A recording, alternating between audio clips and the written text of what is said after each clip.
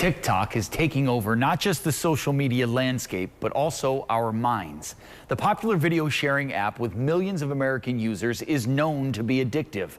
But what do experts say is really happening? CBS 58's Danielle Liccato has more in tonight's special report. Is the internet pulling us apart as a country? The answer would be yes. Do I think TikTok is doing that? No. Do I think that the Chinese government is going to succeed in that venture on TikTok? No. There's a pool of inclusivity that TikTok offers for those who feel like outcasts. You having a good day? From communities of kids with chronic illnesses, or, for example, the LGBTQ community, that can really be a place where they find their people. Dr. Megan Moreno, an adolescent health expert at UW Health, sees patients that range from 12 to 25 years old.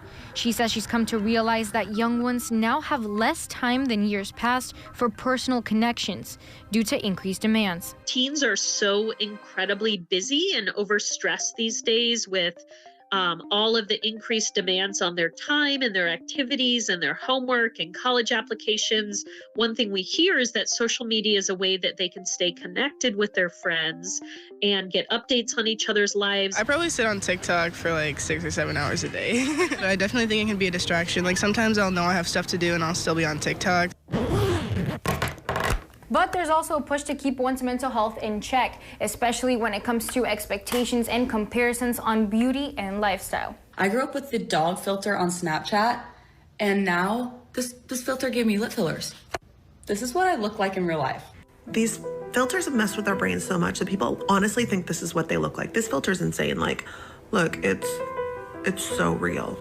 So then when I take someone's photo and say I show them the back of the camera and they look like this, they're devastated. We also know that for some kids, they can see content that really either triggers depression or anxiety. For some kids, that might be comparing themselves to other people. What the? Dr. Moreno says this didn't start with TikTok. It's actually been around for ages. A lot of the studies on social media show that it had similar effects to 17 magazine.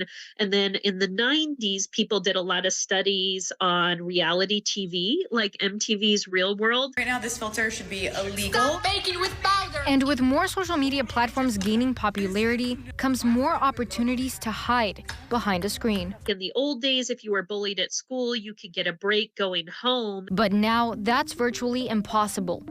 Yes, hello. Though Wisconsin content creator Gio Rutherford says she's been lucky so far. I don't get any negative comments on my body or the fact that I'm a woman. I keep a little bit of a lower register in my voice on TikTok. Have you ever wondered where rivers begin? Contrary to most content creators who are on the TikTok spotlight, Rutherford's educational videos on lakes solely include her forehead and expressive eyebrows. I did it originally because in 2020, you couldn't shrink your head. The largest lake in the world used to exist in Africa. But I was like, get myself out of the way. Like, it's not about me, it's about what I'm trying to share. Lake Geneva traveler junkie T-Peck says content creators also place a constant pressure on themselves to deliver. There's a standard that I hold for myself now within what I release, and it's definitely a lot higher than it was 2 or 3 years ago. And sometimes, like, a Saturday night will come around and my friends will want to go out to the clubs or bars, and I'll sit there and just realize that, hey, if I don't post that 9 p.m. or midnight video, my analytics are probably going to spike low and probably not going to make as much money that week. So I feel like I'm constantly working, feel like I never really clock out, but then again, I love what I'm doing.